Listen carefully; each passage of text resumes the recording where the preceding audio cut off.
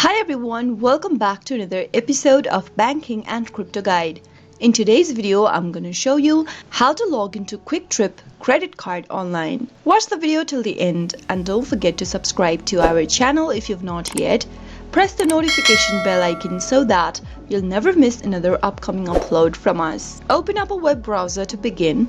In the URL box at the top, type in www.quickrewards.com and press enter on your keyboard. This will take you to this page. Go ahead and click on the login button that is displayed on the middle of the screen in order to end up in the login area. Type in your email address that is associated with your account and head over to the password field and type in your password. If you'd like the system to remember your login credential, click on Remember My Login box, but leave it unchecked if you are using a public or a shared device.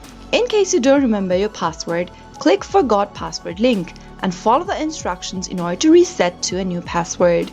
After typing in your information, click Login and you'll be able to log into your Kwik Trip credit card online. That is how it is done. I hope you found the video to be helpful. If it was, go ahead and give us a thumbs up.